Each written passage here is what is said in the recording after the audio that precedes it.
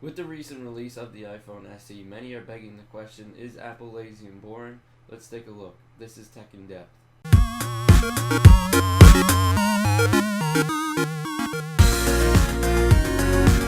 The iPhone SE reuses the iPhone 5 body, doesn't feature Force Touch, and has first generation Touch ID, which has made reviews say that it's somewhat of a boring device, with Linus Tech Tip saying iPhone SE review, could this device be any more boring? And in the thumbnail it says iPhone SE Super Boring Edition. Now I can't blame Apple for putting out this device because obviously it's their cheaper line device. It's meant to hit emerging markets, and it's also meant to hit people who want a smaller iPhone. But that doesn't go without saying that this is a boring device. Apple easily could have redesigned the body, put the Force Touch, and done a little bit more for this device to make it a better overall device. So I see why tech reviewers who have been using better phones are saying that this is a somewhat underwhelming device, because this is true. Additionally, Apple has put out the iPad Pro, both of the 13-inch and of the 9.7-inch, which basically just took the iPad Air and threw the Pro name on top, as if the Pro line wasn't as confusing enough as it is. Let's just slap it on everything, because everything's Pro nowadays. Additionally, the MacBook refresh pretty much just added colors, really didn't update many of the features, which is why many are looking towards WWDC and the iPhone 7 unveil later this year to see if Apple has anything interesting under its sleeve. I don't think Apple has necessarily done this intentionally, but I think they are creating hype for whatever they're going to unveil at WWDC and subsequently the iPhone 7 because of how boring and underwhelming their last couple of device unveils have been.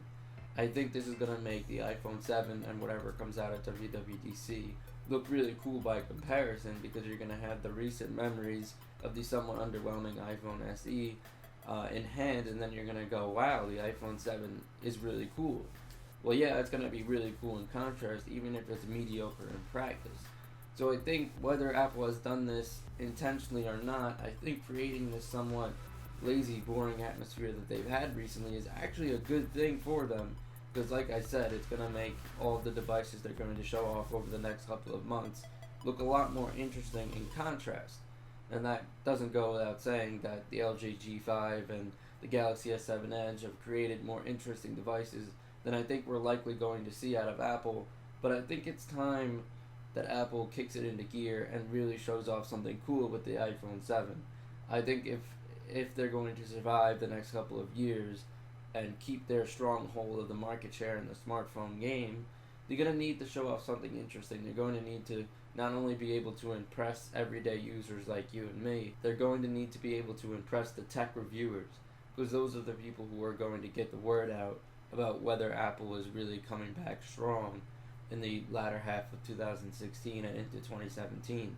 So the iPhone 7 is going to be an extremely important device for Apple, obviously coming off their first reported quarterly loss in over 13 years. So this is a really important device, and I think Apple really needs to prove to consumers that they're not lazy and boring, and they're willing to innovate, and they're willing to show us new things like the company that came out with the iPhone all those years ago. So thank you so much for watching this first episode of Tech in Depth. This is just going to be a series where I take an in-depth look at a variety of things throughout the tech world. And if you have any suggestions for anything you'd like to see me cover on Tech in Depth, leave them down in the comments below. Thank you so much for watching. Please click that subscribe button, and I'll see you in the next one. As an avid Android smartphone user, it would take a lot to make me switch from Android to iPhone. Here's that list. Number 1, I'd like 6 gigs of RAM